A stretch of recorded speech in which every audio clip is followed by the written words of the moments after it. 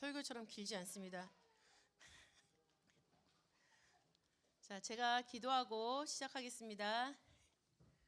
살아계신 아버지 하나님 감사드립니다.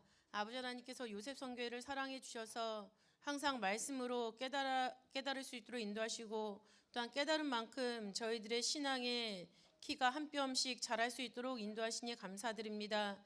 2부 공부 시간을 통하여서 하나님께서 우리에게 원하시는 그런 모습이 무엇인지 다시 한번 깨달아가고자 합니다.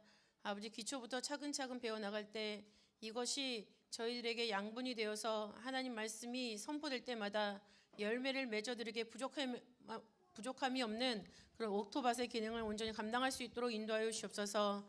함께 계심을 믿고 감사드리며 사랑이 많으신 예수님 이름으로 감사기 돌려옵나이다. 아멘. 자, 오늘 주보에 보시면은 성경 공부가 내용이 있습니다. 하나님의 선물 은혜. 은혜는 하나님의 선물이죠. 그 첫 번째 시간을 갖게 될 것인데, 거기 보시면은 1번, 괄호 1번, 괄호 2번, 괄호 3번, 괄호 4번은 공란이 되어 있어요. 여러분들이 맞추셔야 되는 그런 내용이죠. 우리가 일반적으로 하나님의 은혜를 받았다.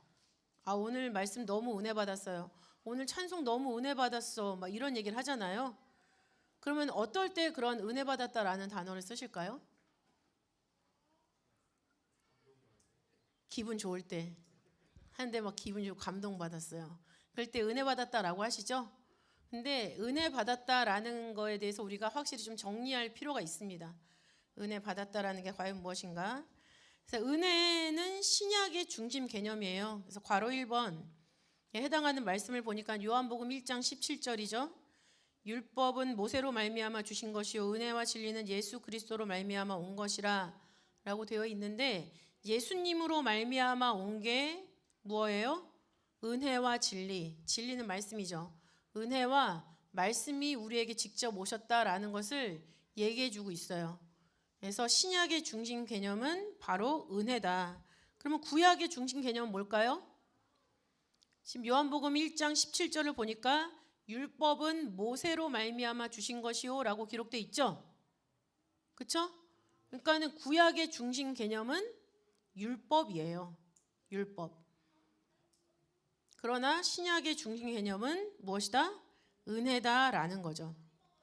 그렇기 때문에 예수님이 성육신 하신 그 사건을 통해서 말씀하실 때도 요한복음 1장 14절을 보시면은 1장 14절에 우리가 그 영광을 보니 아버지의 독생자의 영광이요 은혜와 진리가 충만하더라 라고 나와 있어요. 항상 예수님 이퀄 은혜와 진리, 예수님 따라다니는 것이 은혜와 진리예요. 은혜와 말씀. 그러면 이 신약의 중심 개념 은혜는 도대체 무엇이냐라는 것을 우리가 확실하게 알아야 되겠죠. 은혜는 과연 뭔가? 내 기분이 좋았을 때 은혜 받는 것인가? 그래서 은혜는 어떤 거냐면 괄호 2번 사도행전 15장 11절 말씀이 기록되어 있죠? 그죠? 다 같이 읽어보겠습니다. 시작. 우리가 저희와 동일하게 주 예수의 은혜로 구원받은 줄을 믿노라 하니라 라고 나와 있죠. 구원을 받는데 무엇으로 구원을 받아요? 은혜로 구원을 받는 거예요. 그러니까 은혜는 뭐냐면 구원을 받는 원리예요. 원리. 구원을 받는 원리가 은혜로부터 출발하고 있다라는 거죠. 그리고 예수님이 우리를 구원하시기 위해 오셨기 때문에 예수님이 수식하는 말에는 항상 은혜가 따라 붙는 거예요. 그리고 말씀이 육신에 오신 분이 예수님이기 때문에 진리라는 말도 따라 붙는 것이고, 요한복음 17장 17절을 보시면은 아버지의 말씀은 진리니이다라고 되어 있거든요. 그러니까 진리는 말씀이죠. 그러니까 예수님은 우리의 구원과 말씀, 그것 때문에 오신 분이시다라는 것을 우리는 알 수가 있어요. 그리고 에베소서 2장 5절도 보시면 허물로 죽은 우리를 그리스도와 함께 살리셨고 너희가 은혜로 구원을 얻은 것이니라 라고 말씀하고 있습니다. 그래서 은혜는 구원을 얻는 원리다 라는 것으로 생각을 하시면 되겠어요. 그 다음에 괄호 세 번째는 뭡니까? 에베소서 2장 8절이 기록되어 있죠? 읽겠습니다. 시작. 너희가 그 은혜를 인하여 믿음으로 말미암아 구원을 얻었나니 이것이 너희에게서 난 것이 아니요 하나님의 선물이라 라고 말씀하고 있어요. 선물은 상이랑은 좀 다른 개념이에요. 우리가 뭘 잘해서 상으로 주신 게 아니라 하나님이 그냥 선물로 딱 안겨주신 거예요. 내가 뭘 잘한 게 없는데. 근데 그 구원이라는 그 은혜가 바로 하나님의 선물이라는 거죠. 오늘 제목에도 있죠. 하나님의 선물 은혜. 근데 이 선물을 누구한테 주냐? 모든 사람한테 주신다고 성경에 기록되어 있어요. 디도서 2장 11절을 보시면 모든 사람에게 구원을 주시는 하나님의 은혜가 나타나. 그러니까 은혜라는 거는 구원이죠. 우리한테 구원을 주시는 게 은혜예요. 그러니까 여러분들이 말씀을 들을 때 은혜 받았어. 이 말은 뭐냐면 그 설교 말씀을 통해서 내가 구원받은 사람이라는 확신이 들었어. 이때 은혜 받았다라는 얘기를 하는 거예요. 여러분들이 찬양을 하죠.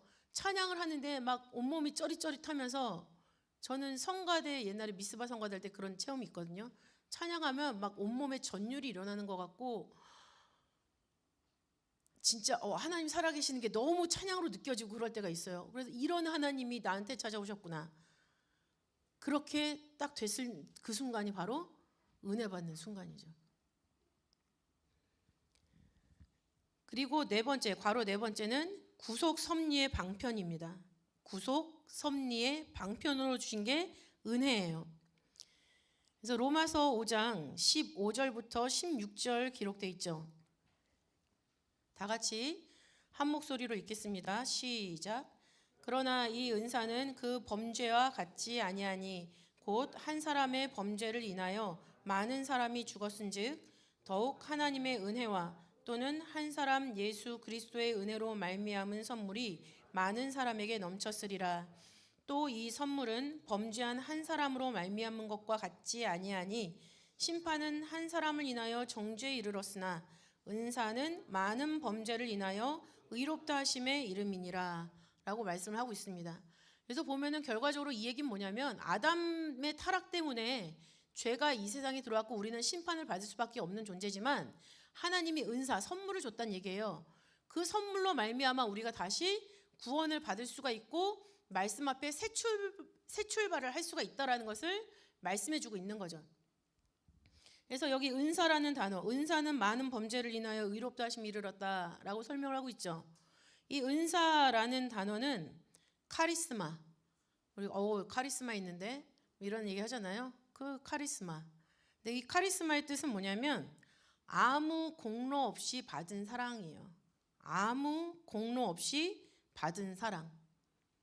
그러니까 하나님의 은혜라는 거는 아무 공로 없이 그냥 거저 주시는 거예요.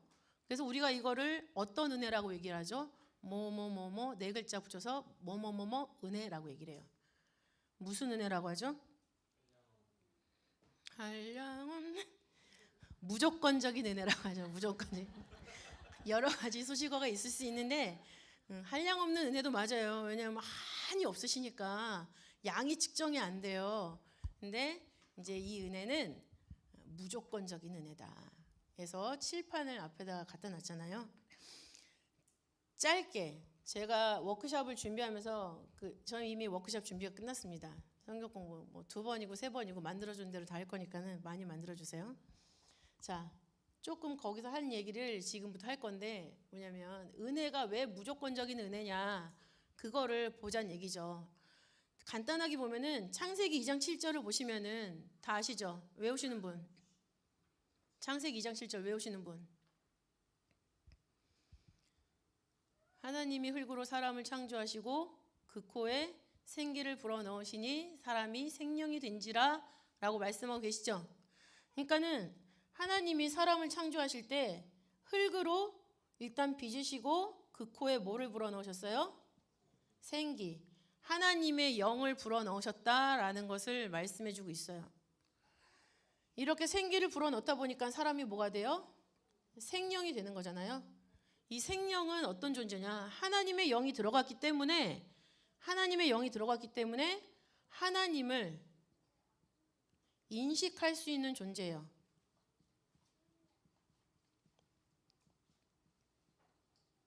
하나님을 인식할 수 있는 존재. 하나님을 인식할 수 있기 때문에 하나님의 명령에 순종할 수 있는 존재죠. 명령에 순종할 수 있는 그런 존재다. 그래서 하나님의 명령, 어떤 명령에 순종합니까? 창세기 2장 15절과 17절을 보시면은 15절에서는 이것을 다스리고 지켜라, 다스려라 라는 명령, 그 다음에 지켜라 라는 명령에 순종을 해야 되는 거예요. 또 17절에는 어떤 말씀이 있어요? 선악을 알게 하는 나무의 실과는 먹지 말아라 있죠. 동산에 엄청난 많은 나무들이 있었어요. 열매 맺는 나무들. 그래서 생명나무 가실도 있었고 생명나무도 있고 선악나무도 있었어요. 근데 하나님이 먹지 말라고 한 건 뭐냐면 딱 한 가지였어요. 선악을 알게 한 나무의 실과는 먹지 말아라. 먹지 말라. 감사하죠. 나무가 몇 그루 있었는지 모르겠지만은 예를 들어 100가지의 과일이 있었다라고 하면은 한 개 빼고 99가지를 먹으란 얘기예요. 너무 좋잖아요. 한 개만 먹어. 이것보다 훨씬 더 감사한 거죠. 근데 그 와중에 생명나무는 먹지 말라는 얘기를 하셨어요, 안 하셨어요? 안 하셨다는 얘기예요. 이 말은 뭐냐면 이 명령의 순종만 제대로 했으면 언젠가는 생명나무 열매를 먹고 영원한 생명을 얻는다는 거죠. 그래서 하나님이 우리를 창조하신 기본 설계도는 뭐냐면 영생을 얻게 하는 게, 영생을 얻게 하고자 하심. 이게 하나님의 목적이에요, 목적. 그러니까 이 목적 때 이런 설계도를 이루려고 지금 하나님이 남자를 창조하셨단 말이에요. 그죠? 남자를 창조하셨는데 나중에 여자를 하나 더 만들어 주셨잖아요. 근데 이 명령이 창세기 2장 15절, 17절에 돼 있는 명령이에요. 근데 여자는 언제 주셨냐면은 18절에서 여자를 만들어 줘야겠다 생각을 하셨고 진짜 만들어 준 건 20절, 22절에 만들어 주셨어요. 그러니까 이 여자는 하나님이 다스려라, 지켜라, 먹지 말아라는 걸 들었어요, 못 들었어요? 못 들었어요. 그러면 이거를 남자가 여자한테 가르쳐 줘야 되죠. 신앙 전수를 해야 돼요. 신앙 전수를 해서 제대로 가르쳐야만 돕는 배필이 되는 거예요. 그러니까 우리가 사는 원리도 그렇죠. 부모님이 우리를 가르쳐 주시죠. 가르쳐 주지만 우리가 크면은 이제 어떻게 해야 돼요? 부모님을 도와드려야 되잖아요. 제대로 양육한 자녀만 부모님을 제대로 공경해 드릴 수가 있어요. 그러니까 이런 명령에 순종하는데 신앙 전수의 원리를 가지고 다 함께 생명나무 실과를 먹고 영생 얻는 게 하나님의 밑그림이라는 거죠. 근데 다 아시겠지만 신앙 전수가 제대로 안 됐죠. 왜냐하면 하와가, 그 여자가 남편의 말을 띄엄띄엄 들은 건지 우습게 한 건지 아니면 그 남자가 제대로 안 가르친 건지 뭔진 모르겠지만 어쨌든 그 하나님 말씀을 안 듣고 뱀의 말을 듣고 먹어버렸단 말이에요. 그래서 명령에 순종이 안 됐어요. 신앙 전수가 안 되니까 명령의 순종이 다 실패한 거예요. 그러니까 기껏 하나님을 인식하고 영생을 얻는 존재로 만들어 줬는데 여기서 올라가지 못하고 다시 이렇게 떨어진 거죠. 이게 창세기 3장 19절 말씀.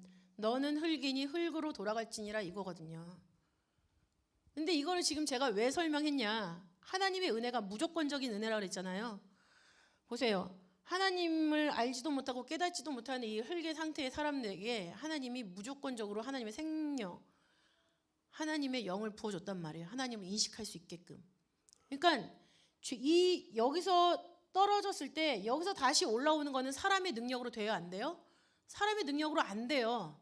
안 되니까 예수님이 이 영원한 생명의 세계에서 이 땅에 내려오신 거예요. 내려오셔서 그 목적이 뭐예요? 우리를 무조건적인 은혜로 여기까지 다시 올려주는 거. 이게 바로 하나님의 무조건적 은혜. 왜? 이 부분은 우리가 하는 부분이 아니니까. 하나님이 하시는 부분이니까. 그래서 말씀이 직접 이 땅에 오셔서 우리를 여기를 올려주셨고 여기서 다시 출발하고 있는 거예요. 우리는 믿는 사람에 한해서. 그래서 하나님의 은혜, 우리가 은혜 받았다라는 얘기를 많이 하는데 그 은혜라는 것은 과연 무엇이냐? 내가 구속받은 존재구나 라는 거를 말씀을 통해서, 찬양을 통해서, 기도를 통해서 뼈저리게 느껴질 때 내가 은혜 받았구나, 이게 되는 거예요. 그래서 은혜에 대해서 보다도 우리가 핵심 말씀과 관련해서 생각을 하시면서 신앙생활에서 내가 은혜 받았던 순간, 그런 감동과 그런 깨달음을 받았던 순간은 언제였던가 생각하시면서 하시면 우리 요셉 선교회가 진짜 알맹이 있는 알곡 같은 그런 요셉 선교회가 될 줄로 믿습니다. 예. 주기도문하고 마치겠습니다. 하늘에 계신 우리 아버지여, 이름이 거룩히 여김을 받으시오며 나라 임하옵시며 뜻이 하늘에서 이룬 것 같이 땅에서도 이루어지이다. 오늘날 우리에게 일용할 양식을 주옵시고 우리가 우리에게 죄 지은 자를 사하여 준 것 같이 우리의 죄를 사하여 주옵시고 우리를 시험에 들게 하지 마옵시고 다만 악에서 구하옵소서. 대개 나라와 권세와 영광이 아버지께 영원히 있사옵나이다. 아멘.